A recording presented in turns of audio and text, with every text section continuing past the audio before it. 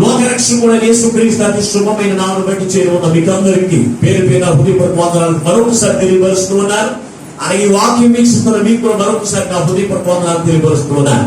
దేవుని యొక్క మహాకృపను బట్టి మరొకసారి ప్రభు యొక్క సన్నిధిలోనికి చేరి దేవుని స్తుతించడానికి, దేవుని మాటలు వినడానికి, దేవునితో సహవాసం చేయడానికి ప్రభు ఇచ్చిన కృపను బట్టి మనం ఎంతగానో ప్రభు నామమును బట్టి స్తుతించవలసినటువంటి వారమై ఉన్నాం, ఆనందించవలసినటువంటి వారమై. ఇక సమయంలో ఈ రోజున దేవుడు మన కొరకు సిద్ధపరిచిన వాక్య భాగాన్ని మనం చదువుకుందాం.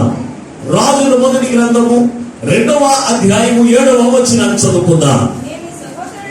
నేను నీ సహోదరుడైన అబ్షాలోము ముందర నుండి పారిపోగా గిలాదీయుడైన బర్జిల్లయి కుమారుడు నా సహాయమునకు వచ్చిరి. నీవు వారి మీద దయవుంచి ఈ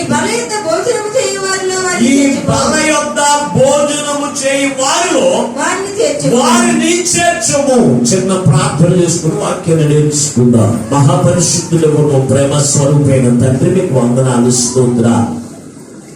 అయ్యో గత కాలమంతా నీ ఉచితమైన కృపలో మమ్మల్ని అందరినీ కూడా కాచి దాచి భద్రపరిచి మరి నూతనమైన నెలలో మొదటి వారంలోకి మమ్మల్ని ప్రవేశింపజేసి ఇటు రీతిగా పాటల ద్వారా, స్తుతి ఆరాధనల ద్వారా, వాక్య పఠనం ద్వారా మహిమ తెచ్చుకుని యేసయ్యా మీకు వందనాలు, స్తోత్రాలు.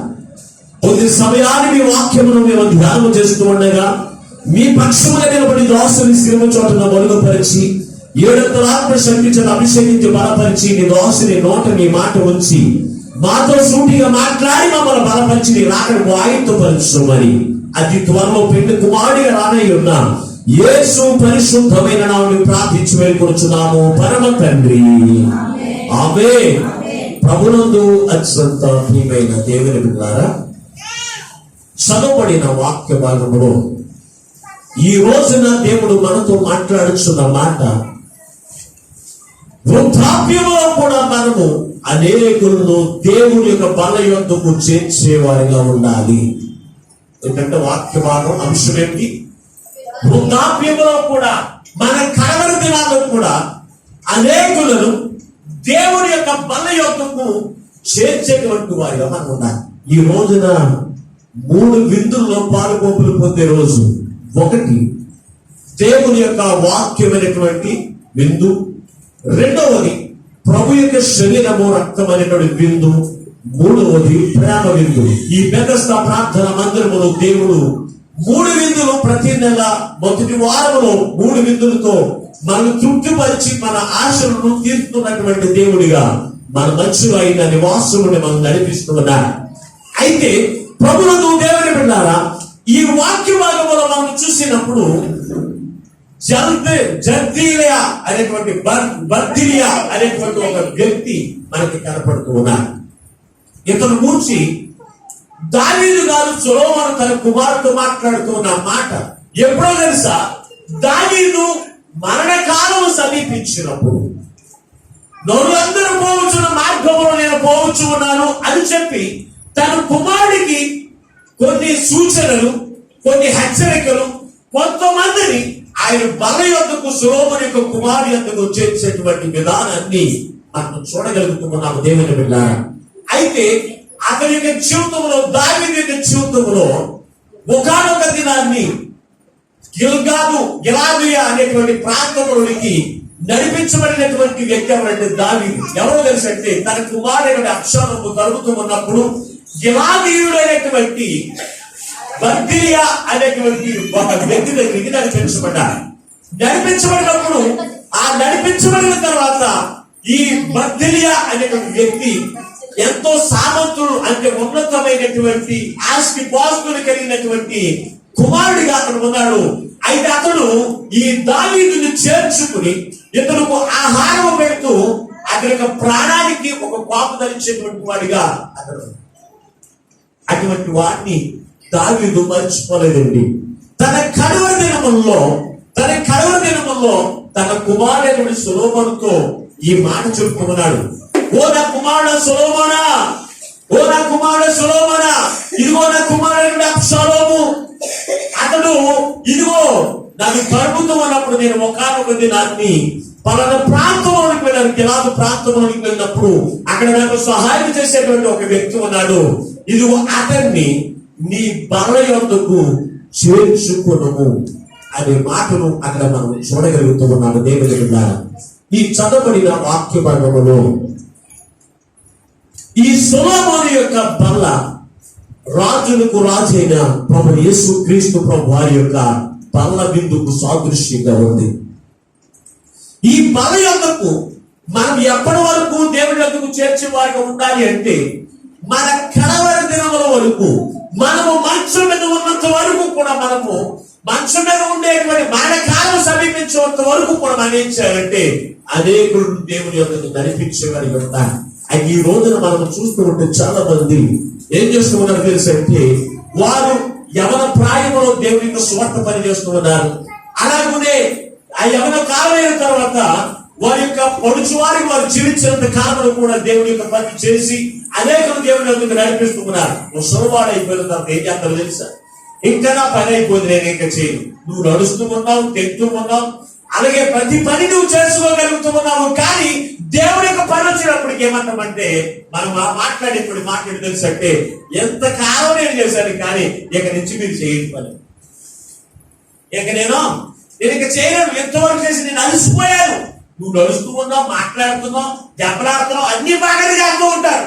కానీ దేవుడి యొక్క పని వచ్చినప్పటికి నేను అలసిపోయాను, ఎంతవరకు ఇన్ని సంవత్సరాలు నేను చేసి అలసిపోయాను, నేను ఎవరిని కూడా చేర్చలేను, మీ పని మీరు చేసుకుంటారు. కానీ దావీదు భక్తుడు కాదు, తన వృద్ధాప్యంలో కూడా అనేకులను దేవుడి యొక్క బల యొద్దకు నడిపించేటువంటి వాడిగా కనపడుతూ ఉన్నాడు. దేవుని బిడ్డారా, అనేక మందిని దేవుని యొక్క బల యొద్దకు నడిపించి ఆయన బల యొద్ద సిద్ధపరిచిన ప్రభు యొక్క శరీరమును రక్తమును భుజించడానికి ఒక కారకుడుగా దావీదు భక్తులు ఉన్నారు. ఈ రోజున మన యొక్క జీవితం కూడా అలాగే ఉన్నారు, అలాగే ఉన్నారు.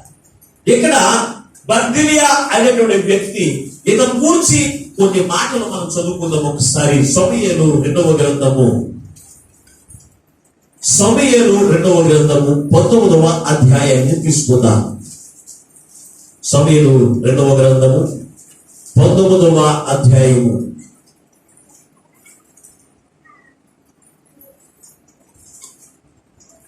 31వ వచనాన్ని ఒకసారి చదువుకుందాం. మరియు గిలాదీయుడగు బర్జిల్లయి రోగేలెము నుండి యొర్దాను నదికి వచ్చి నది దాటెను. బర్జిల్లయి 8 సంవత్సరముల వయస్సు కలిగి ముసలివాడని ఉండెను. అతడు అధిక ఐశ్వర్యవంతుడు కనుక రాజు మహానీయంలో ఉండగా అతనికి భోజన పదార్థములు పంపించు వచ్చాను. చాలండి. ఇక్కడ మనం చూసినప్పుడు ఇక్కడ గిలాదీయుడైన బర్జిల్లయి అనేటువంటి వ్యక్తిని మనం చూడగలుగుతూ ఉన్నాము. దేవుని బిడ్డ, ఇతన్ని దర్శించడానికి దేవుడు ఒకనొక దినాన్ని దావీదు భక్తుడు ఎక్కడికి పంపించాడు? గిలాదు ప్రాంతంలోనికి నడిపించాడు. ఎలా నడిపించబడ్డాడు అంటే, తన దావీదు యొక్క కుమారుడైనటువంటి అబ్షాలోము అతన్ని తరిమిన దాన్ని బట్టి ఈ దావీదు ఎక్కడికి? గిలాదు పట్టణంలోనికి నడిపించబడ్డాడు. దేవుని బిడ్డ, దేవుడు ఒక్కొక్కరిని ఒక్కొక్క రీతిగా దర్శిస్తాడు. అది మనకు తెలియదు.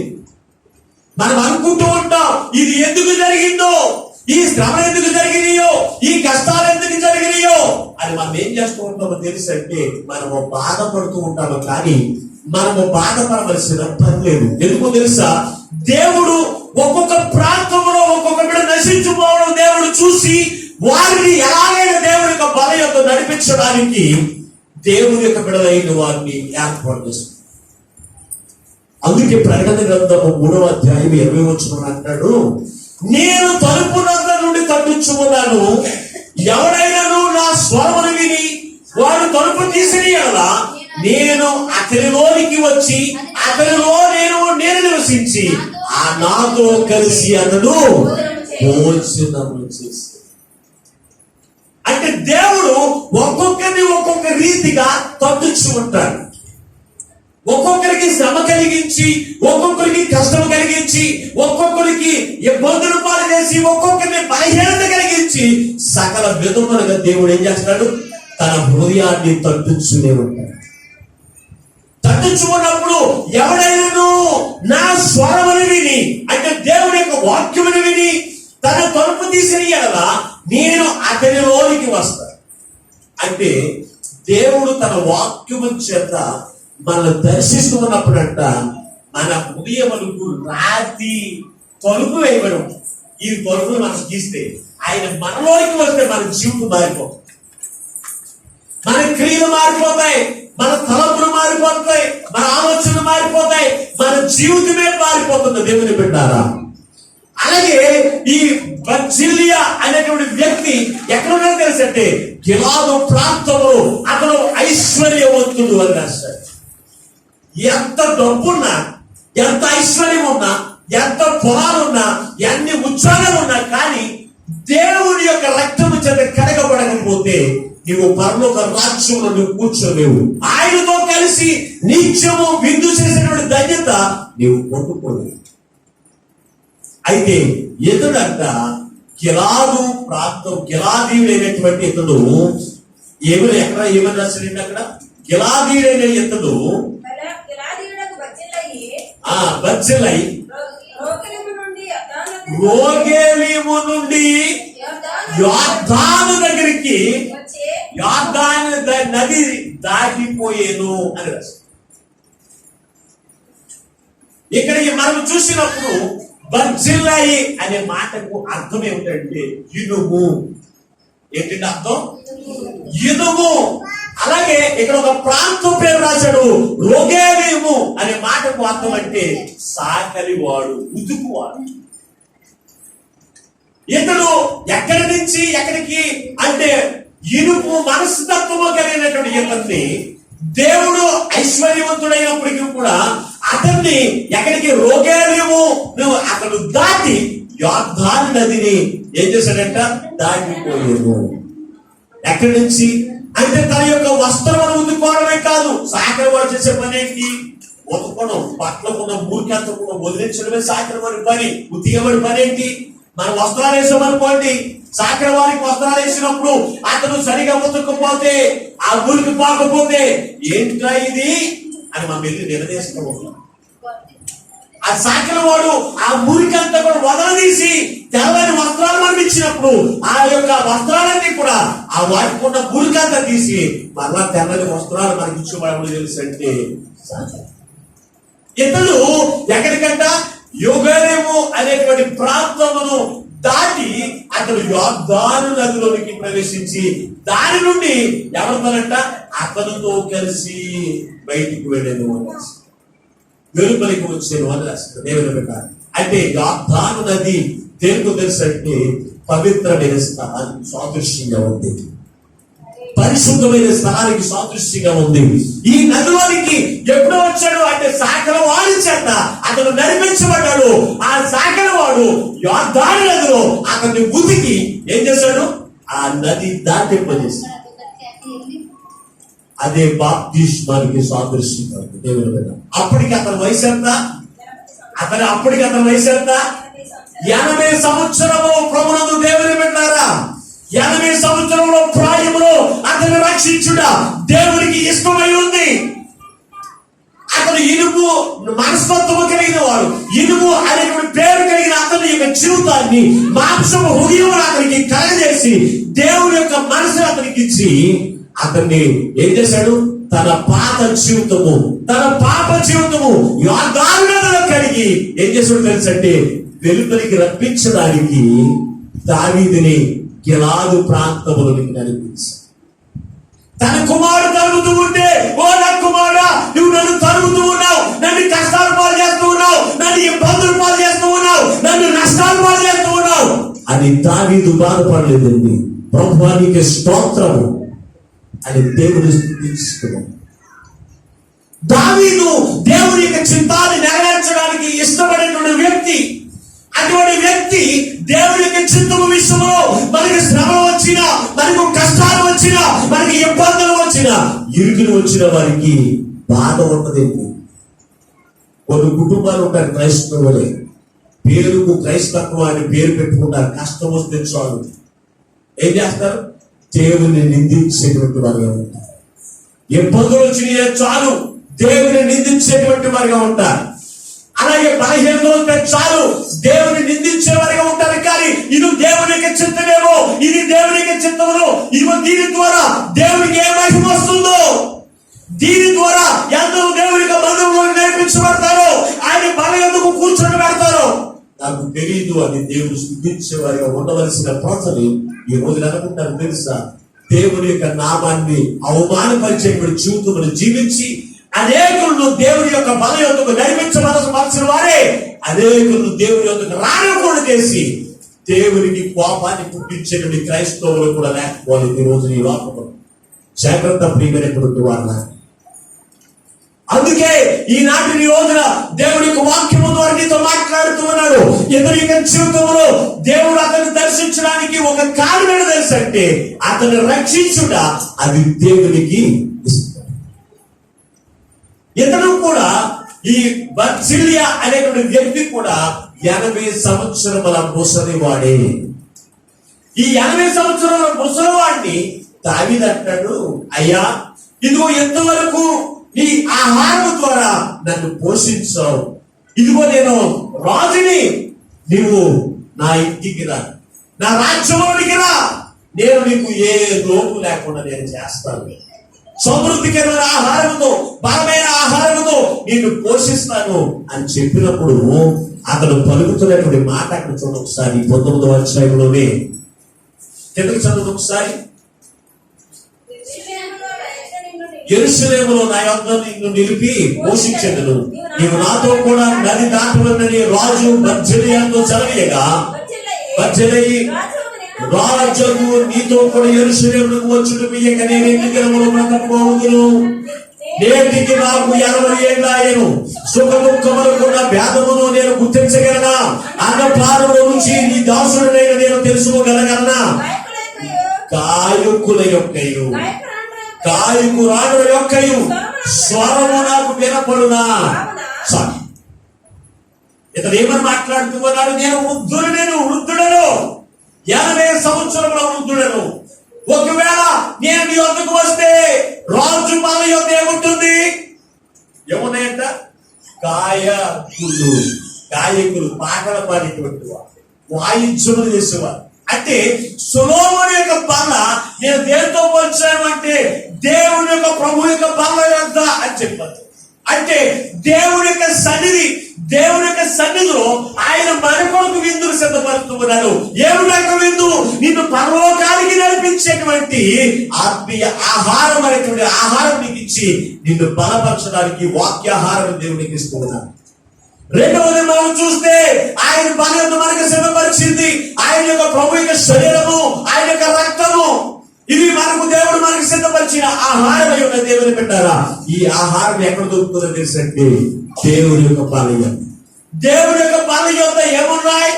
ఎవరున్నారు అని మాట్లాడుతున్నారు. బర్జిలయ అంటే గాయకులు ఉన్నారని అసలు అక్కడ గాయకులు ఉన్నారు. వారు పాటలు పాడుతూ ఉంటారు. ఆ పాటలు నేను పాడగలనా, నేను వినగలనా, నేను రుచి తెలుసుకోగలనా? కొంతమంది వృద్ధులకి వృద్ధాప్యంలో 50 సంవత్సరాలు వచ్చినోడికి మనం ఒకసారి చెప్తే అర్థం కాదండి. అర్థమవుతుందా? మాట్లాడరే? అర్థమవుతుందా? అర్థమవక ఈ రోజున కోడలు ఏం చేస్తున్నారు తెలుసా? అవసరమైతే గిరిచుకుంటారు. ఏం చేస్తున్నారే? గిరిచుకోకుంటారు, అవసరం దాగించుకుంటారు. కానీ కూర ఏమంటాడు? కూర లేదు అని నువ్వు చెప్తావు, దానికి అర్థం కాదు. అర్థమవుక కూరంట అంటాడు. కూరంటే ఏం చేస్తారు? దాగించుకుని ఏముందని చెప్పి తెలియకుంటారు. ఇవన్నీ కొన్ని చూస్తూ ఉంటారు. నేను ఫేస్బుక్ లో లేకపోతే యూట్యూబ్ లో కనపడుతూ ఉంటారు అటువంటి కోరలైన ప్రభునందు అత్యంత ప్రియమైనటువంటి దేవుని బిడ్డలారా, అందుకే ఈ బర్జిలయ ఎవరు మాట్లాడుతున్నాడు తెలుసా?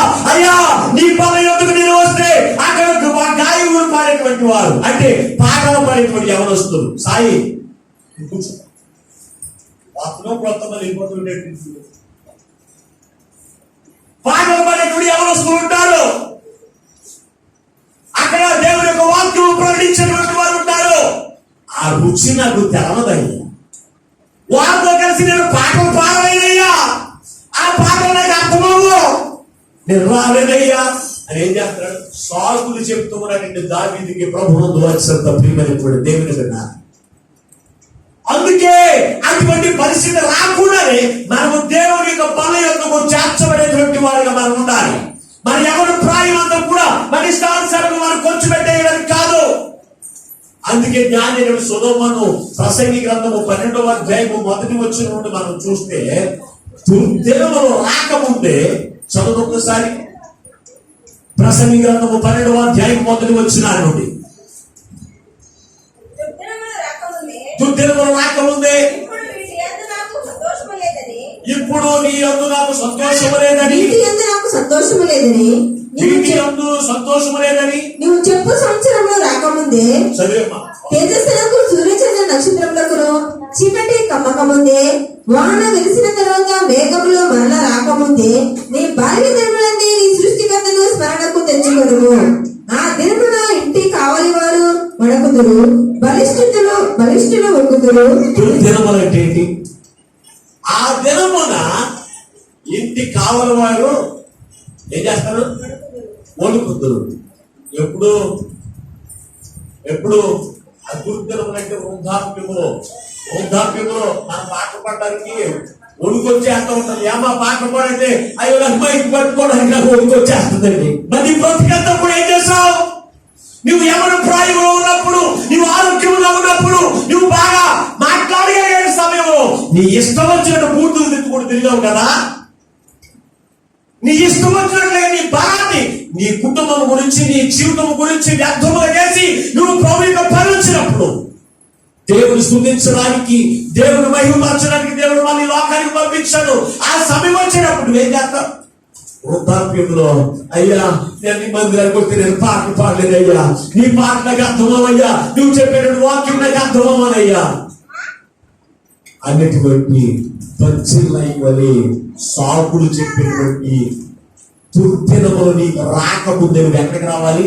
ప్రభు యొక్క సన్నిధిలోనికి వచ్చిన మరి వస్తూ ఉన్నారా దేవుడికి సన్నిధికి? అప్పుడు ఈ రోజున మా మధ్యలో ముసలోని తీసుకొచ్చి అమ్మా ఓ పాట పాడంటే నాకు రాదు. అయ్యి నేను పాటలు ముసలు అయిపోయినాయి, నాకు పాటలు రావు. మరి ఇందులోనే ఆరోగ్యవంతులు ఉన్నారు, ఎవరు ప్రాయంలో ఉన్నవారు, లేకపోతే మంచి వయసు కలిగిన వారు ఉన్నారు. మీరన్నా పాటలు పాడంటే అయ్యో పాటలు రావండి. పాటలు పాడినప్పుడు ఒక్క పాట ఏదో ముఖ్య ప్రసంగికుల్లాగానే వాక్యం చెప్పేటప్పుడే వస్తారు. ఎందుకు కొంతమంది ఉంటారు పాటలన్నీ బాగొచ్చు, అన్ని బాగొచ్చు అనుకున్నవారు. ఇంక ఎప్పుడు పాడతావు నువ్వు? నీ ఆరోగ్యంతో ఉన్నప్పుడు ఆత్మవాడు నీ పిల్లల మీద, నీ భర్త మీద, నీ పీడు పరుగు వారి మీద తిట్లు, ఆ యొక్క కేకలు దెబ్బలాగా తప్ప దేవుని స్తుతించడానికి నీ నోరు ఉపయోగపడుతుంది. స్తుతి నీ స్థితిని మారుస్తుంది. ఎరుకో గోడలు ప్రాకారములు అడ్డంగా ఉన్నాయి. ఎక్కడికి? దేవుడు వారికి సిద్ధపరిచిన ఆశీర్వాదకరమైన కానాను యొక్క దేశమును స్వతంత్రించుకోవడానికి ఎరుకో ప్రాకారాలు అడ్డంగా ఉన్నాయి. ఈ అడ్డం తొలగించడానికి ఏం చేయాలి? దేవుడి యొక్క ప్రజలైన వారు స్తుతించాలి. మీరు 7 రోజులు కూడా ఎరుకో ప్రాకారం చుట్టూ కూడా తిరిగి దేవానికి స్తోత్రం అని దేవుని స్తుతించండి, ఆ ప్రాకారాలన్నీ కూడా కూలిపోతాయి అని దేవుడు చెప్తే వారందరూ స్తుతించారు. ఆ పాటలతో స్తుతించిన దాన్ని బట్టి ప్రాకారాలన్నీ కూల్చబడ్డాయి. చక్కని మార్గం వారికి సిద్ధపరిచిన ఆశీర్వాదాలు స్వతంత్రించుకున్నారు. ఈ రోజున దేవుడు నీ కొరకు కూడా ఆశీర్వాదాలు సిద్ధపరిచాడు. అది నువ్వు స్వతంత్రించుకోవాలంటే నువ్వేం చేయాలి? పాటలతో దేవుని స్తుతించాలి. అవునా లేదా? మరి పాటలు పడడానికి వస్తున్నారా? పాటలు పడి ఇప్పుడు ఎవరు వస్తున్నారా? 10 గంటలకి ఆరాధన అంటే ఏం చేస్తారు? 11ంటికి వచ్చేస్తామండి మేము. మరి నువ్వు దేనితో స్థుతిస్తున్నావు? దేవుడు అసలు దేవుడు స్థుతించడం సాతానికి ఇష్టపడదండి. నువ్వు దేవుడిని పాటల ద్వారా స్థుతించడానికి నువ్వు రాలేకపోతున్నావు అంటే నువ్వు సాతాను యొక్క చేతి కింద నువ్వు ఉన్నావు. అది చెప్పినట్టుగానే నువ్వు నడుచుకో. ఇది ఖచ్చితమైన వాక్యానుసారం. దేవుడి యొక్క ప్రజలైన వారు ఇదిగో దేవుని స్తుతించుకుని ఉండలేరండి. అపోస్తలుడైన పౌలుని సేవకి తీసుకెళ్ళి చెరసాలలో పడేశాడు. నువ్వు వాక్యం ప్రకటించడానికి లేదు, పాటలతో దేవుని స్తుతించడానికి లేదు. అది ఎక్కడ పడేశారు? చెరసలో పడేశారంట. వీళ్ళందరూ కలిసి పాటలు పాడుతూ ఉంటే దేవుని యొక్క మహిమ వచ్చి చెరసాల యొక్క పునాదులన్నీ కూడా సహితము కూల్చివేసి వీళ్ళకి చక్కని మార్గాన్ని చూపించింది. పాటలు అంటే మాటలు కాదండి. పాటలు అంటే మాస్ గారు నేను పాడుకోగా నాకు తెలిసి పాట దేవుడు నేను అంతో నేను పాటలు పాడకుండా ఉండలేను. ఎంత బాగా నా స్వరము నా గొంతు సరిలేకపోయిన పాట పాడకుండా ఉండలేను నేను. మీరు పాడుకోమన్నా కానీ మీతో కలిసి పాడేంత ఉత్సాహం రావచ్చు వచ్చాను. దేవుడు తెలిసట్లేదే పరిశుద్ధాత్మ అభిషేకం ఉండవా దైవాత్మ వాళ్ళకి పాటలేదు కదా పాడుకొని తరగతి ఏదో అందరితో పాటు సమరేదో అనుకుంటారని ప్రార్థనకి వెళ్తున్నాం తప్ప మామూలుగా నేను ప్రార్థనకి వెళ్ళండి. ఇటువంటి క్రైస్తత్వము దేవునికి దేనికి ఉపయోగం లేదండి. దాని వల్ల ఉపయోగమే లేదు మన యొక్క జీవితంలో. మన యొక్క జీవితం ఎలా ఉండాలని తెలుసంటే దేవుని స్తుతించడానికి ఆనాటి కాలంలో దావీదు తను చనిపోయేంత వరకు కూడా అతను మంచం మీద పడేంత వరకు కూడా దేవుని స్తుతించకుండా ఉండలేకపోయాడు. నేను తొంభలతోను సితారతోను నాట్యముతోను పాటలతోను నేను దేవుని స్తుతించలేను అని దేవుని స్తుతించేవాడిగా ఉన్నాడు కనుక అతని యొక్క జీవితంలో గొప్ప ఆశీర్వాదకరమైన జీవితం చూడగలిగాడు. మరి దావీదు ఈ రోజున మన మధ్యలో ఎందుకు ఉంచుకున్నాడు తెలుసంటే మనము కూడా దేవుని స్తుతించే వారిగా ఉండి దేవుని మహిమపరిచే వారిగా మనం ఉండి మనం దేవుడిచ్చిన ఆశీర్వాదంలో వారిని పొందుకుంటూ మనం పొందుకోవడం చూసి అనేకులు దేవుని యొక్క పదయంతుకు నడిపించబడేటువంటి జీవితం జీవించాలని దేవుడు నిన్ను నన్ను ఆయన కుమారుడిగా కోరుకుంటే నువ్వు ఎవరికి కుమారుడిగా ఉంటున్నావు? ఎవరికి కుమార్తెగా ఉంటున్నావు? దెయ్యానికా దేవుడికా? ఆలోచన చేశారా ప్రియమైనటువంటి దేవుని బిడ్డ? ఆలోచన చేశారా? దేవుని మందిరంలో కీర్తనలు వినపడుతూ ఉంటే నువ్వు ఇంటి దగ్గర ఎలా ఉండగలుగుతూ ఉన్నావు? అయ్యో పాటలు పాడేస్తున్నాడు దేవుని మందిరానికి వెళ్ళాలి. నేను పాటలు పాడొద్దా? పాటలతో దేవుని స్తుతించొద్దా? ఆ స్తుతులతో నా మార్గంలో సహాయం చేసుకోవద్దా అనేటువంటి తలంపు నీకు ఉంటుందా? ఆశీర్వాదాలు కావాలి. ఎప్పుడు మనకు ఆశీర్వాదాలు కావాలి.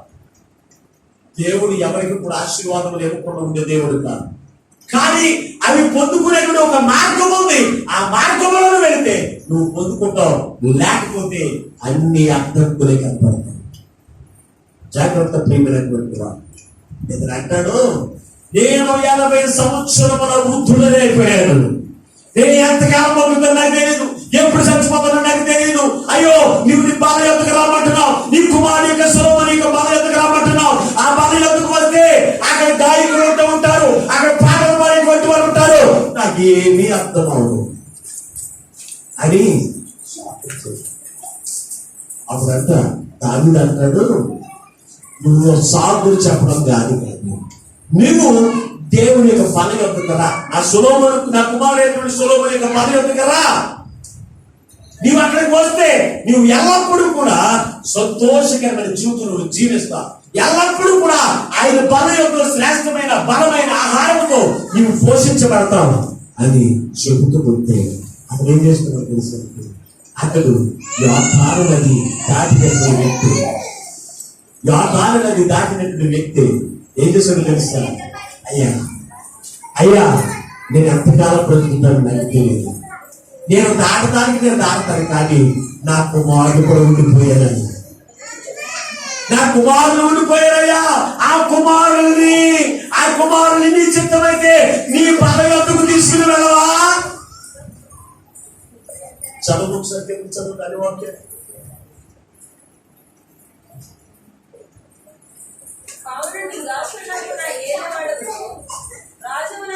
రాజులకు నీ ఎందుకు భారంగా ఉండవలను? నీ దోషను నేను నీతో కూడా నది దాటి అవకాశం కొంచెం దూరం వచ్చిన కానీ రాజులకు నీవు నాకంటే ప్రతిష్టకాలను చేయలేదా? నేను నా ఊరి ఎందుకు మరణమై నా తల్లిదండ్రుల సమాధి ఎందుకు పంచడానికి తిరిగిపోవాలంటే నా శరీరము చిత్తరించుము. నీ దాసులకు కిమహామున ఏళ్ళవాడుకు రాజు నాకు నీతో కూడా వచ్చినకు శరీరము. ఈ దృష్టికి ఏది అనుకూలమో దాన్ని నీకు చేయమని మనం చేయగా రాజు కిమహాము నాతో కూడా రావాల్సింది. నీ దృష్టికి అనుకూలమైన దాన్ని నన్ను చేసేది మరియు నా వల్ల నువ్వు కోరినది నేను చేసేదాన్ని సెలవించదు.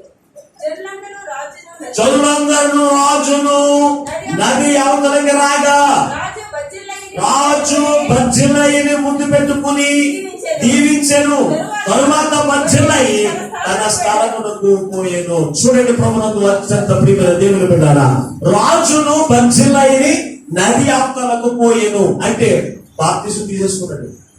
ఇక దావీదు యొక్క మాటను, ఆ మాటను నిర్లక్ష్యం చేయకుండా అతను నది అవతలకు అతనికి పోయి అతనితో ఉన్న జనులందరినీ కూడా తీసుకుని వెళ్ళాడు. తీసుకుని వెళ్ళిన తర్వాత ఆ రాజు చేత దీవెన పొందాడంటే ఎవరు? బర్జిల్లయి దీవెన పొంది తిరిగి వెళ్ళాడు. చూడండి, ఈ రోజున మన యొక్క జీవితంలో కూడా దేవుని యొక్క వాక్యం చేత నీతో మాట్లాడుతూ ఉన్నప్పుడు, దేవుని యొక్క వాక్యం చేత ఆయన నిన్ను ఉదక స్నానం చేస్తూ ఉన్నప్పుడు నీకున్న మురికి బర్జిల్లయి వరకు కడుక్కుంటున్నావా? దేవుడు మందిరానికి కూర్చోవాలి. పాస్టర్ గారు మాట్లాడి కూడా దెబ్బలు ముక్కట్టే ఉంటాయండి. ఆయన మాట్లాడితే దెబ్బలాడుతున్నట్టు ఉంటాడు, ఆయన మాట్లాడితే తిరుగుతున్నట్టు ఉంటాడు అన్నట్టుగానే కనపడతాయండి దెబ్బలు. దేవుడి యొక్క సాగర వాడు ఆ వస్త్రాన్ని ఆ బండకేసి కొట్టకపోతే దానికి ఉన్న మురికి పోతుందా? సాగరోడు పనేంటి? సాగరోడు పనేంటి? బట్టల్ని అట్లనే సాగరోడు పనేంటి? బట్టల్ని చెప్పండి. ఏం చేస్తారు సాగరోడు పని? బాబోయ్, మాట్లాడడానికి ఇంకెక్కడుందండి అది పనేంటి? బట్టలు ఉతకడమే. అందుకే యేసుప్రభువు అంటున్నాడు ఒక చోట, నేను సాగర వాడిని, నేను సాగర వాడిని, ఒక చోట నేను కుమ్మరి వాడిని. ఎందుకు చెప్తున్నాను తెలుసా? దేవుడు తన ఆ వాక్యము ద్వారా ఉతకకపోతే మనలో ఉన్న మురికి పోదండి. సాగర వాడు ఆ బట్టలు సొప్పెట్టేసి ఇలా సోపు చేస్తుంటే పోతుందా? కొంతమంది పాస్టర్లు ఉన్నారు ఈ రోజు కొన్ని సంఘాల్లో. ఎలాగో తెలిసి సంఘాన్ని బుచ్చగించడమే, దాన్ని మురికి అంతా కూడా పోకుండా పైన కింద పోగుతూ ఉంటే అయ్యో బాబోయ్ మన పాస్టర్ గారు ఎంత మంది చూడనుకుంటున్నారు, ఆయన చెప్తూ ఉంటే ఇంకా వినాలనిపిస్తుందండి, ఇంకా వినాలనిపిస్తుందండి. ఎంత బాగా చెప్తున్నాడు అనుకుంటున్నారు. ఎందుకో తెలుసా? అతనిలో నీకు ఉతికుదల లేదు, అతని మాటలు నిన్ను గాయపరచట్లేదు, అతని మాటలు నీకు దెబ్బలు తాగట్లేదు. అప్పుడు ఎలా ఉంటది? చాలా బాగున్నట్టు. అదే నీ పాస్టర్ గారు మాట్లాడితేను నీ పాపాలు, నువ్వు చేసిన తప్పుగాను, నువ్వు మాట్లాడుతున్న దోషకరమైన మాటలు, ఆ మాటలన్నీ కూడా నిన్ను ఉతుకుతూ ఉన్నప్పుడు నీకు ఎంత బాధ వస్తుందండి. దెబ్బలు కొడితే బాధ ఉందా మరి? పాస్టర్ గారు ఎలాగంటారేంటి? ఆ ఉతికేస్తా ఉతికేస్తా ఉంటే బాధ రాకపోతే ఏమవుతుంది? బాధ వస్తుంది. బాధ వచ్చినప్పుడు నువ్వేం చేయాలి? ఆ బాధలో నువ్వేం చేయాలి? నీలో ఉన్న మురికి అంత వాక్యం ద్వారా శుద్ధీకరించుకునేటువంటి మనసత్వాన్ని నువ్వు కలిగి ఉన్నప్పుడు దేవుడు నీ కొరకు సిద్ధపరిచిన ఆశీర్వాదాలను స్వతంత్రించు. ఆయన బల్ల యొక్కప్పుడు నువ్వు కూర్చోవాలి. ఆయన బల్ల యొక్క ఎలాగబడితే అలా కూర్చోవడానికి వీలు లేదు. అందుకే కొరింథీయులకు రాసిన మొదటి పత్రిక 11వ అధ్యాయం అంటాడు, ఆయన అప్పగింపబడిన రాత్రి ఆయన ఒక రొట్టెని ఎత్తుకుని మొదటి చెల్లించి నీ కొరకు ఇవ్వబడిన నా శరీరము, దీనిని తినడంలో నన్ను జ్ఞాపకం చేసుకున్నాను. అలాగే రెండో మాట అంటాడు, ఒక పాత్రను ఎత్తుకుని ఇది మీ కొరకు ఇవ్వబడిన కొత్త నిబంధన, దీనిలోని నీ తాగినప్పుడల్లా నన్ను జ్ఞాపకం చేసుకోండి, మరణం వరకు నన్ను జ్ఞాపకం చేసుకోండి అని చెప్పి అంటాడు. ఈ పాత్రలోనిది ఎవడైనాను అయోగ్యముగా తాగిది ఎడలా తిరిగి ఎడలా వాడు ఏమైపోతాడు? అపరాధి. దేనితో తాగితేను? అయోగ్యముగా, పాపముతో, పాపము ఆలోచనతో, పాపము క్రియలతో ఎవరైనా ప్రభు యొక్క శరీరము రక్తమును తాగునో తినునో వాడు ఏమవుతాడు తెలుసు అంటే అపవిత్రుడవుతాడు. అటువంటి వాడు అనేక మంది అంటే నశించిపోతారు. కొందరైతే బలహీనులను, రోగులను, కొంతమంది నిద్రించారు. ఏమైపోతారు? ప్రభు యొక్క శరీరమును రక్తమును ఎలా పూజించాలో తెలుసు అంటే నామకార్థము వచ్చి పూజించడం కాదు, లేకపోతే వాక్యం అయిపోయిన తర్వాత వచ్చి అయ్యారు ప్రభు శరీర రక్తం లోకేసేసి మీరు పోతారు. దేవుని యొక్క వాక్యం చేత ఉదకి స్నానం చేయించుకున్న తర్వాత నీలో మచ్చైన డాగైన లేకుండా నీ హృదయం శుద్ధీకరించుకుని ఆయన బల యొక్క కూర్చున్నారు. అప్పుడే ఏమవుతుందో తెలుసా?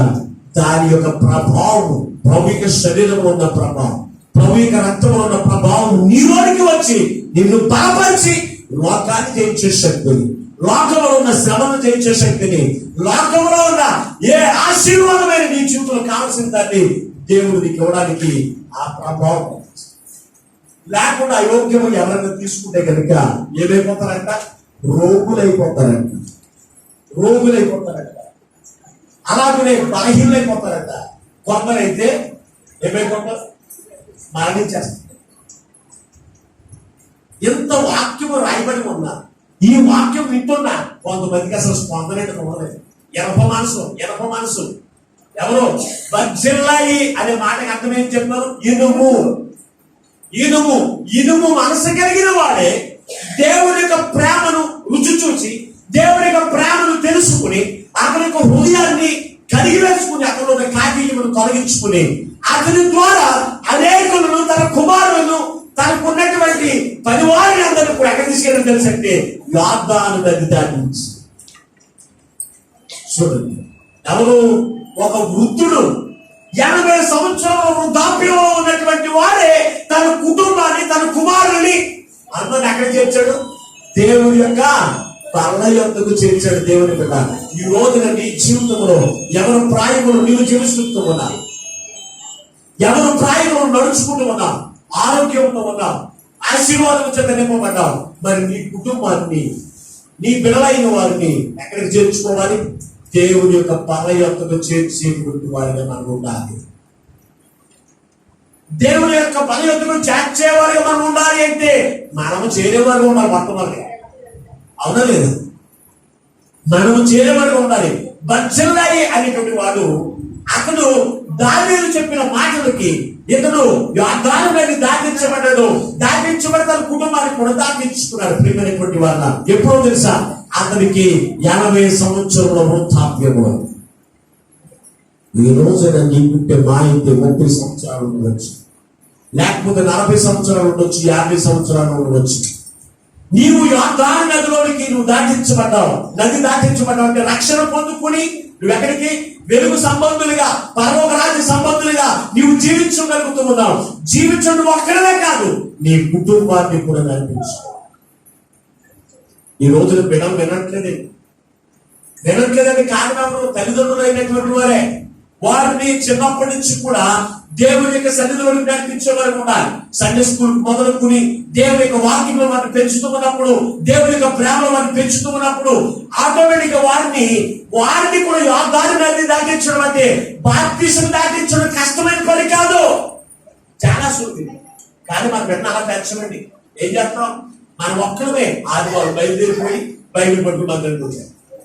అదే ఈదు మొదలు చేశాం. అది ఎదిగిన తర్వాత మందిరానికి రారా వస్తుందా? అప్పుడు చాలా కష్టమండి. ఎన్నిసార్లు చెప్తున్నామండి నా కొడుకుకి, ఎన్నిసార్లు చెప్తున్నా నా కూతురికి, వారు నమ్మన్నా వస్తారని అయ్యారు అంటే అయ్యగారితో ప్రాబ్లం మాట్లాడు. అయ్యగారుగా ఊహండి అప్పుడు మీ సమయం అయిపోతే ఆటో మొక్కలు కనపడుతున్నాయి, వాసం వచ్చేస్తున్నాయి. ప్రియమైనటువంటి దేవుని బిడ్డలారా, నేను ఎందుకు చెప్తున్నానంటే మన బిడవైన వారిని సునాయాసముగా మనం ఏం చేయాలి తెలుసంటే యోర్దాను నది దాటించే వారిగా ఉండాలంటే మన బిడవైన వారు ఏం చేయాలి? సాకల వారి చేతికి అప్పగించాలి. సాకల వారు ఎవరికి కాదు, మన ప్రభువు యేసుక్రీస్తు.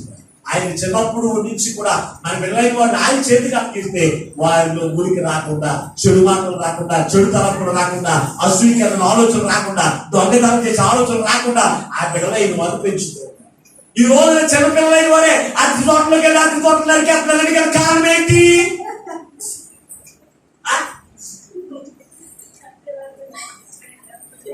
మాట్లాడండి. చిన్న పిల్లలైన వారే చిచ్చుబుడ్లని కాల్ చేసి చేయడానికి కూడా రాకపోవడానికి కారణం ఏంటి? అలా వదిలేస్తే ఏం చేస్తారు? అలా కట్టుకుని పనులే వస్తాయి. ఏం చేయడం కేవలం ఆదివారం వచ్చింది సెలవు, మీరేమో దేవుని యొక్క మందిలో కూర్చుంటారు. ఇంటి దగ్గర కూర్చున్న వారికి ఏం చేయలేదు. ఏం చేస్తారు అప్పుడు? ఈ దొంగతనమును, దోపిడీతనమును, అవి చేసి ఇవి చేసి మాలో తీసుకెళ్ళి పోలీసులు కూర్చున్నారు. ఇదేనా మన పిల్లల ద్వారా మనం చేర్చుకునేది? అయినా బుద్ధి రాలేదు కొంతమందికి. వారు తీసుకొచ్చి వారి బాబు నా కుమారుడు ఎలా చేస్తున్నాడు, నేను ఎలా కాదు, దేవుని యొక్క మందిరంలో, దేవుని యొక్క వాక్యంలో, దేవుని యొక్క ప్రాణాలను పెంచాలి అని దేవుని యొక్క మందిరం అప్పుడే తీసుకొస్తున్నారా? అమ్మా పిల్లడేంటి సండే స్కూల్ రాగదా, ఏమోనండి ఎక్కడ తిరుగుతాడండి, తిరగకపోతే ఏం చేస్తాడు, తిరిగి నేను తీసుకెళ్లి జైల్లో కూర్చోబెట్టి వాడిని కుదరదు. జాగ్రత్త. బర్జిల్లయి అనేటువంటి వ్యక్తి 40 సంవత్సరాల ప్రాయంలో కూడా తన కుటుంబాన్ని ఎక్కడ నడిపించుకోవడం తెలుసంటే దేవుని యొక్క మందిరానికి నడిపించుకున్నాడు. ప్రభు యొక్క పాదయాత్రకు చేర్చేటువంటి వాడిగా ఉన్నాడు దేవుని బిడ్డారా. అందుకే దావీదు భక్తుల మాట పలుకుతూ ఉన్నాడు, దేవుని యొక్క మందిరంలోనికి నడిపించబడడం అంటే సామాన్యమైనటువంటి పని కాదు. ఎప్పుడో తెలుసా, మన బిడవైన వారిని చిన్నప్పటి నుంచి దేవుని యొక్క ప్రేమలో పెంచుతుంది. మరొక వ్యక్తులను చూడొకసారి ఇదే సమూయేలు 2వ గ్రంథము 9వ అధ్యాయం 11వ వచనం చదువుకుందా. సమూయేలు 2వ గ్రంథము 9వ అధ్యాయం 11వ వచనం. ఆ ఏలిన వాడు ఒక రాజు నీ దోషుడునైనా నేను చేసేదనని షేబా రాజుతో చెప్పాను. ఇక్కడ జాగ్రత్తగా ఆలోచించు. కాగా మెఫీబోషెతు రాజు కుమారులు ఒకరైనట్లుగా రాజు బల్ల యొద్దనే భోజనము చేయించుండెను. మెఫీబోషెతుకు ఒక చిన్న కుమారుండెను, వారి పేరు మీకా.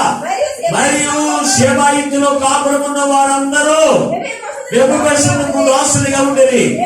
మెఫీబోషెతు యెరూషలేములో కాపురం నుండి సదాకాలము రాజు బల్ల యొద్ద భోజనము చేయించుండెను.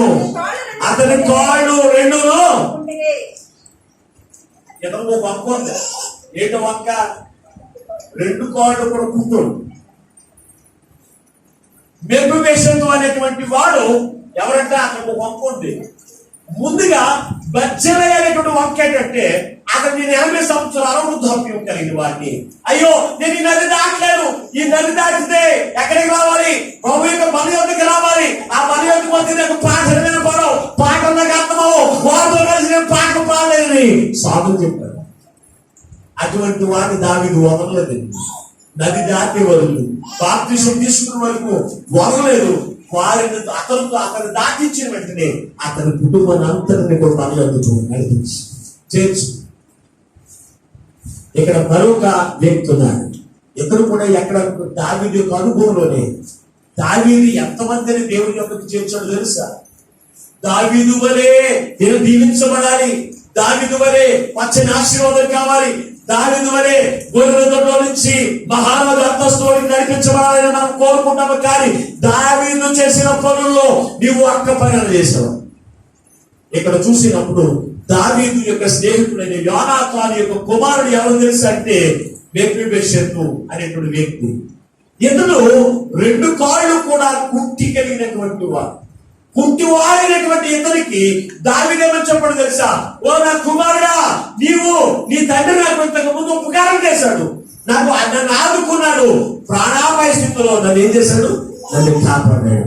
కనుక ఓ నా కుమారుడా, నీకేం చేస్తాను, రాజు బల్ల యొద్దకు నేను నిన్ను చేరుస్తాను, రావయ్యా. అదింటే ఏమన్నాడు తెలుసు అంటే ఇతను కుంటివాడైనప్పటికీ కూడా 2 కాళ్ళు కూడా కుంటివాడైన దేవుని బిడ్డారా. ఒక కాళ్ళు కుంటితనం కాదు, 2 కాళ్ళు కూడా కుంటివాడే. ఎక్కడికి వచ్చాడు తెలుసా?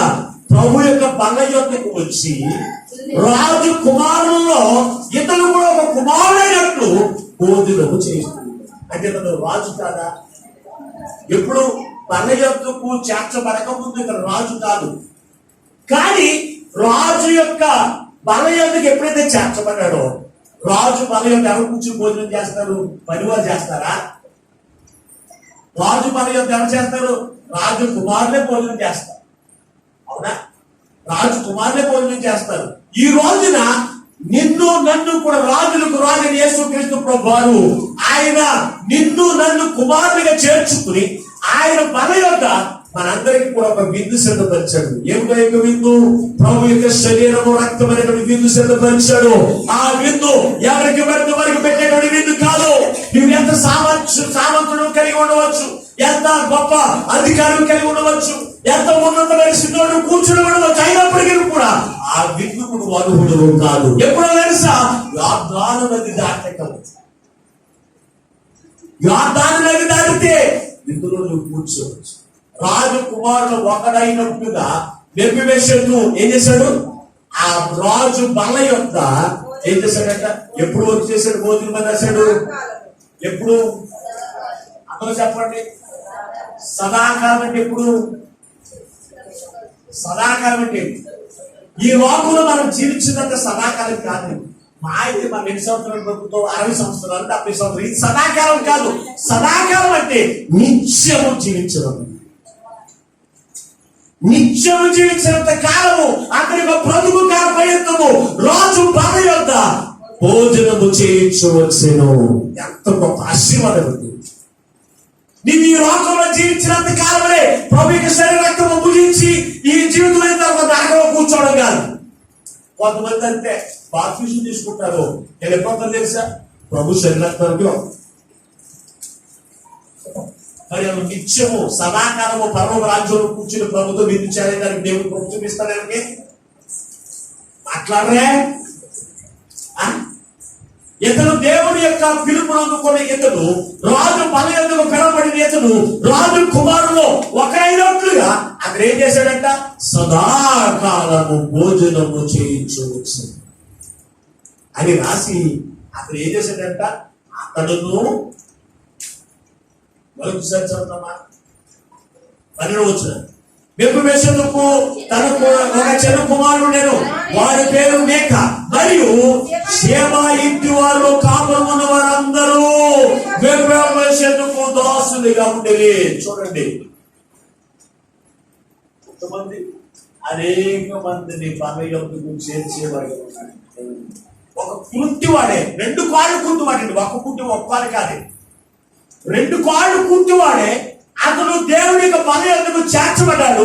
చేర్చబడిన అతడు అనేక మంది దోస్తులు ఏం చేశాడు? ఈ రోజున నీకు కుంటితనం లేదు, అగ్గితనం లేదు. నువ్వు ఒక్కరినన్నా బల్ల యొద్దకు చేర్చగలుగుతున్నావా? నేను ఒక్కరినన్నా దేవుని మందిరాన్ని తీసుకొచ్చానని వాళ్ళు చేద్దాం. నీకు ఒక్కరినన్నా నేను రక్షణ కనిపించండి అయ్యా అని వాళ్ళు చేద్దాం. ఎవరు లేదా? అంటే మీరు ఎవరో తీసుకురాదు, మీరు వచ్చేస్తారు అంతే. స్వార్థపరులే. స్వార్థపరులు ఏం చేస్తారా? నాకు ఆహారం ఉంటే చాలు, నేను పరలోక రాజ్యం వెళ్తే చాలు, పరలోక రాజ్యంలో యేసుప్రభువుతో కలిసి నేను ఉంటే చాలు, ఆ రాకుండా ఉంటే బాగుండును, పలానా వ్యక్తి రాకుండా ఉంటే బాగుండును. మరి ఇంట్లో ఎవరు ఎవరిని కూడా తీసుకురారుగా? రెక్క గారు మీరు రావలేదు, రెక్క గారు మనిషి ద్వారక గారు మీరు ఎవరు తీసినందుకు మరి చేతి రాస్తారా? మా అత్తమ్మ గారు ఎవరు ఎలా వచ్చారు? మా అత్తమ్మ గారు మీరు మిమ్మల్ని ఎవరు తీసుకొచ్చారు? మా అత్తమ్మ గారికి అమ్మారు. ఇలా చూస్తే ఒక్కొక్కరు దేవుడు యొక్క మందిరానికి నడిపించారు. అర్థమైందో? ఇది అర్థమైంది. ఇప్పుడు ఇది నా సహోదరి తీసుకొచ్చింది అర్థం. మరి అలాగే చూస్తే ఒక్కరిని నడిపిస్తే దేవుడి యొక్క బల యొక్క మంది సరిపోతుంది. ఎంతమంది ఉన్నారు, నేను ఒక్కరికి తీసుకురాలేదంటే అది ధైర్యంగా నా మొహం మీద ఉంటున్నా. బాగానే ఎక్కడి నుంచి వచ్చింది నీకు ధైర్యం? మాట్లాడరా మాట్లాడరా. దేవుడు బిడ్డ మాస్టర్ గారు ఉన్నారు, పని పాట లేదా? దేవుడికి సేవ చేయడానికి ఇంకా పని పాట లేదా?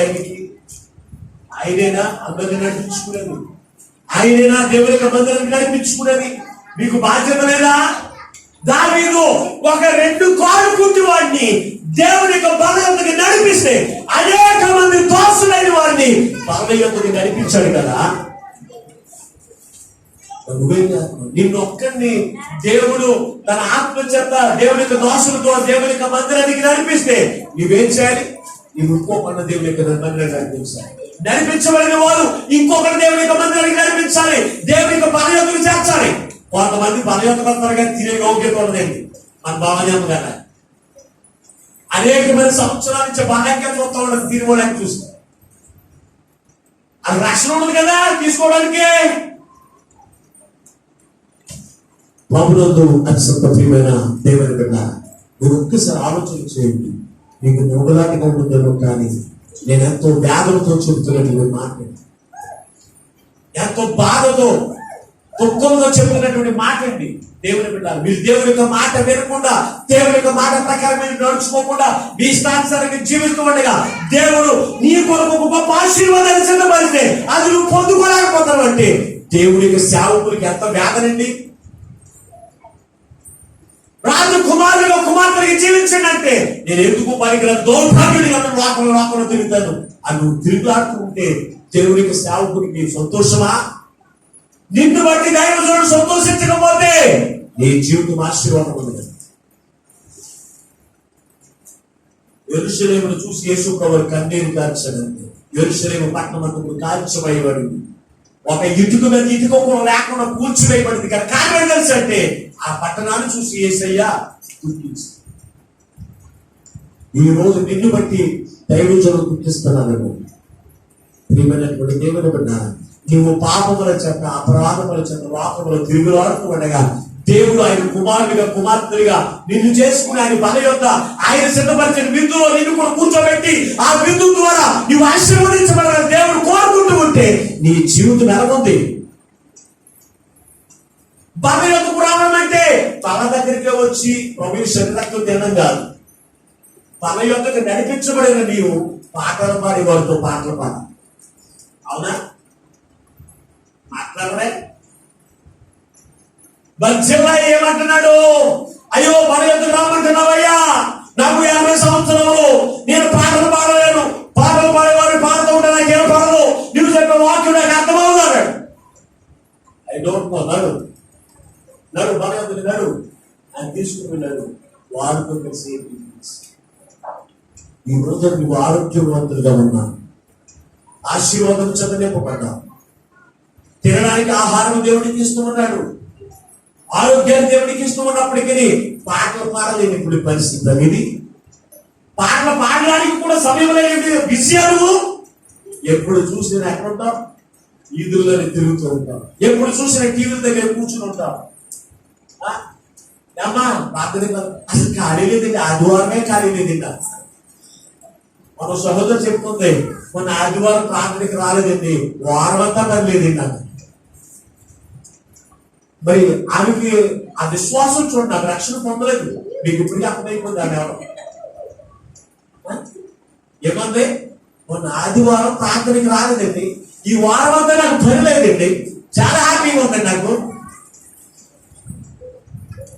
ప్రియమైనటువంటి దేవుని బిడ్డలారా, మీరు ఆలోచన చేయండి ఒక్కసారి.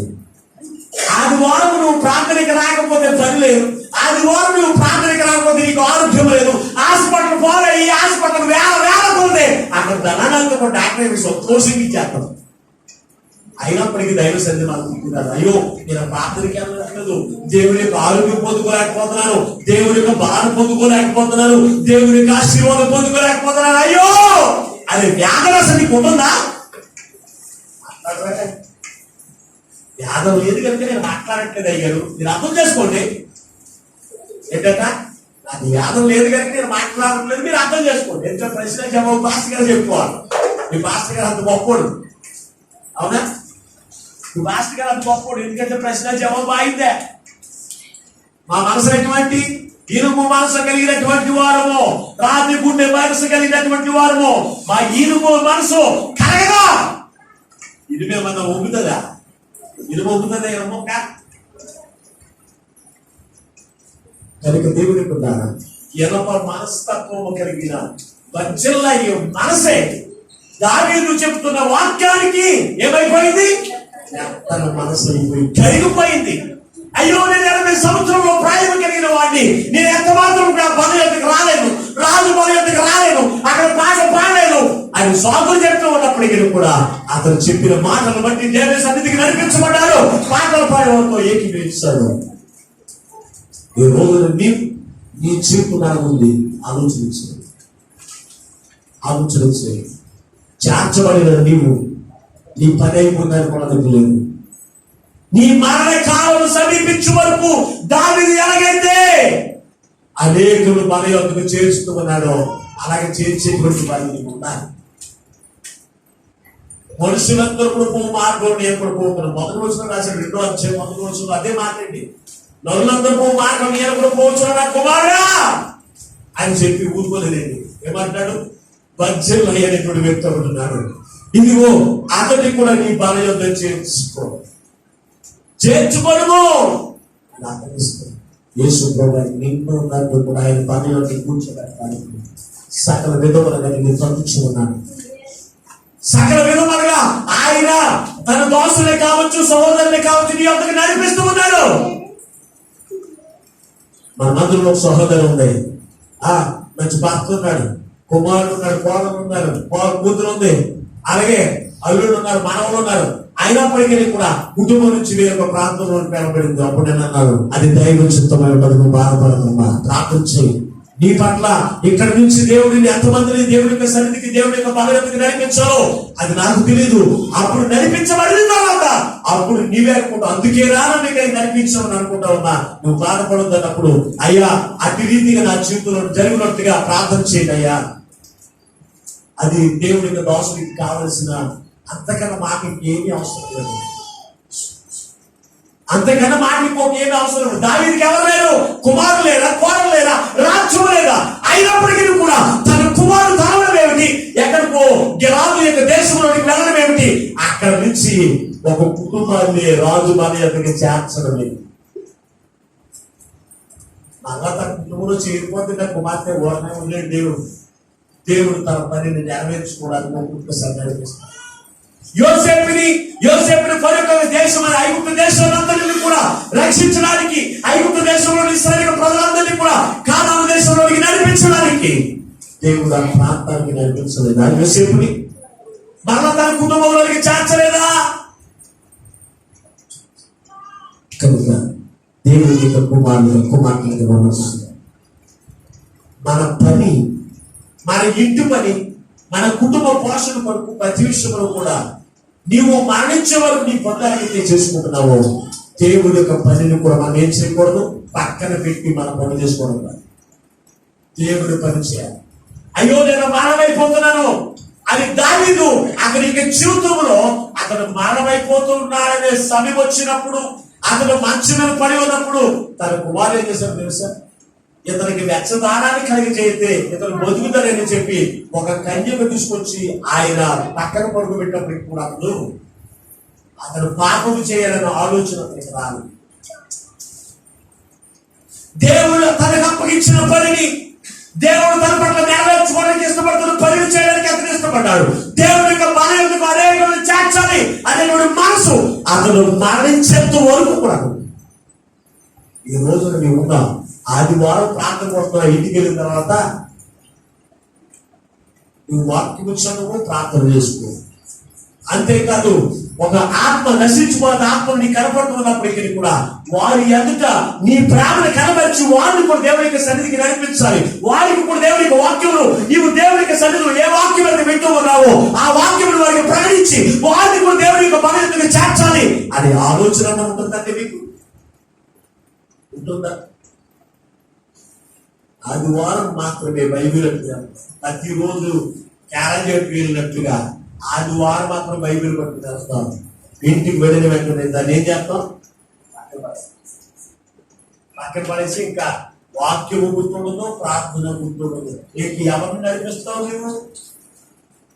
నీ ప్రవర్తన మారిపోతుంది. ఆదివారం మందిరంలో మాత్రమే నోరు మూసి కూర్చున్నట్ట. ఆదివారం దాటిన తర్వాత ఇక బూతులతో కాదే చెడుతనంలో, చెడు క్రియలు, చెడు ఆలోచనలు, అసూయకరమైన పనులు నువ్వు చేయడం లోకంలో తిరుగులాడుతూ ఉంటే నిన్ను బట్టి ఎవరు దేవుని యొక్క బాధ్యతలు చేర్చబడతారు?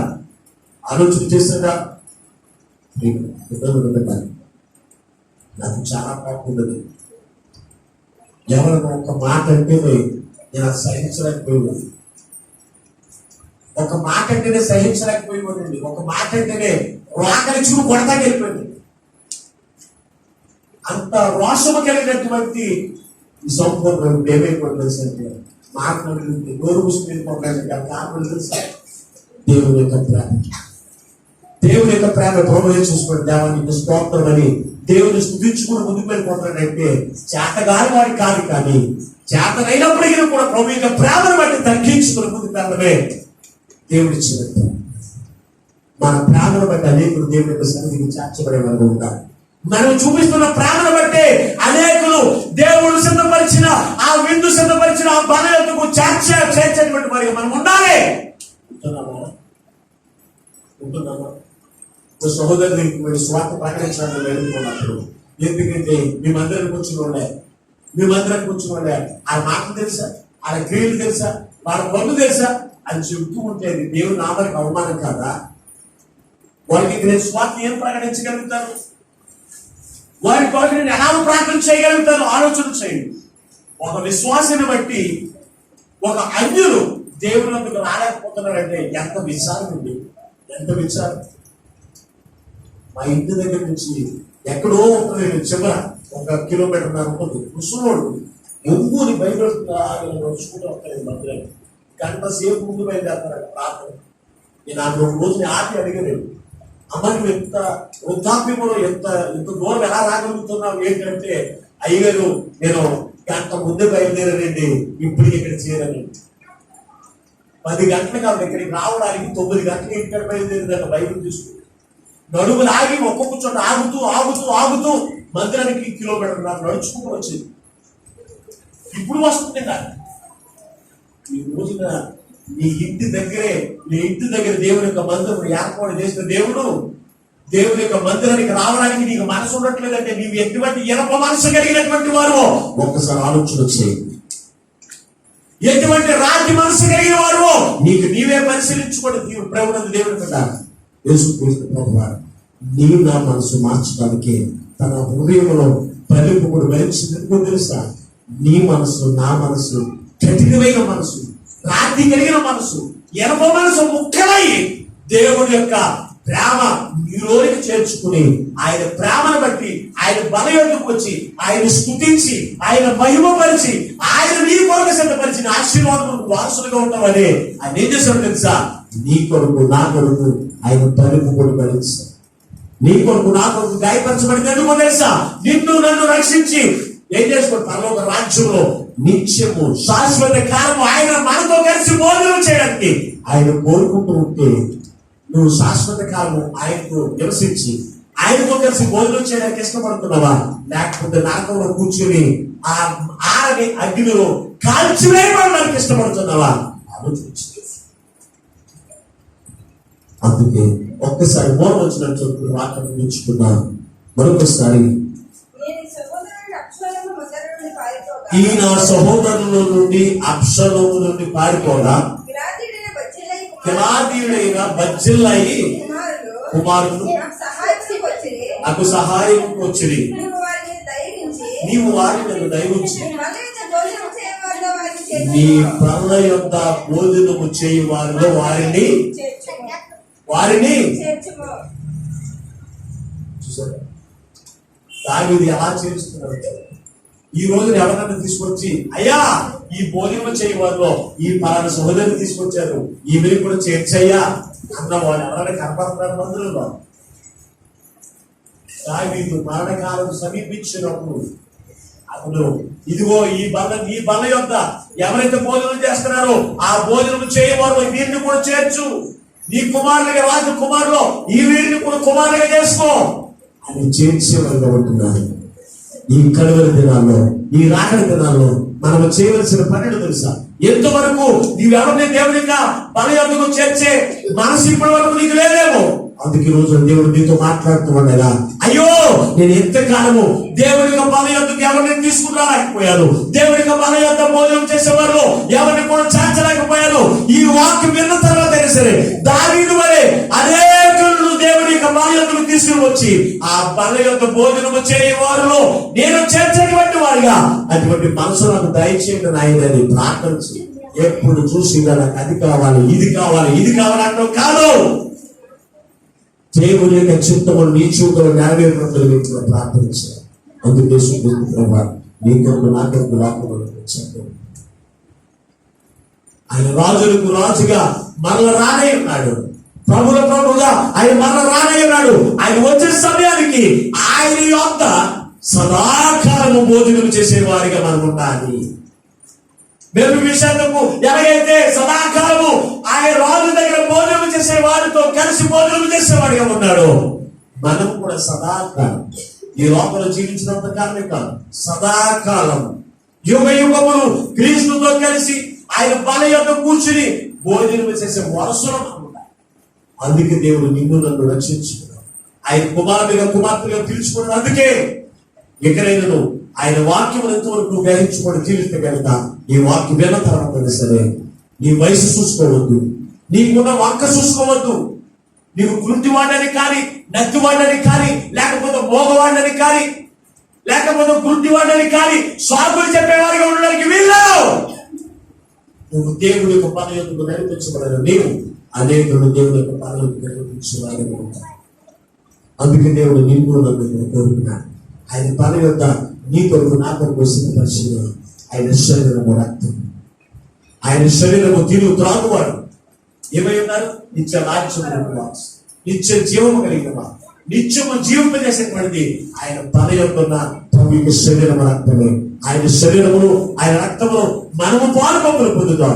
అనేకులను ఆ బలయోగకు తీసుకుని వచ్చి ఆయన శరీరం రక్తమును పూజించి శాశ్వత కాలం క్రీస్తు కలిపి విందు చేసే గొప్ప కూరుకునే కృపను ఆ పరిశుద్ధాత్మ దేవుడు ఈ మాటలు వింటున్నా మీకు అందరికీ అనుగ్రహింపజేసి ఆయనే మహిమ పొందును గాక. ఆమేన్. ప్రార్థన చేసుకుంటాం. మహాపరిశుద్ధుడైన ప్రేమ స్వరూపైన తండ్రికి వందనాలు, స్తోత్రం. ఎంతవరకు వ్యక్తపడిన నీ మాటలు అయ్యా, ప్రతి హృదయంలో నీరు కట్టి మరొచ్చేయండి. ఏ ఒక్క మాటను కూడా అపవాది ఎత్తుకుని పోకుండా ప్రతి మాటను వారు నెమరు వేసుకుంటున్నాయి. అనేకులకు ప్రకటించి అనేకులు నీ బలయోగకు చేర్చి అయ్యా నీ బలలో ఉన్న విందు చేసే తండ్రి ఆ ప్రభావంతో నిత్యము శాశ్వత కాలము నీతో కలిసి విందు చేసే గొప్ప ధన్యత ప్రతి బిడ్డలైన వారు కలిగినట్టు చేసి మహిళను పొందుతాను. యేసు పరిశుద్ధమైన నామమున ప్రార్థించి వేడుకొనుచున్నాము పరమ తండ్రి. ఆమేన్. దేవుడు మిమ్మల్ని మీ కుటుంబాలను దీవించును గాక. ఆమేన్. ఇక అందరికి మరొకసారి వందనాలు తెలియపరుచుకుంటాం.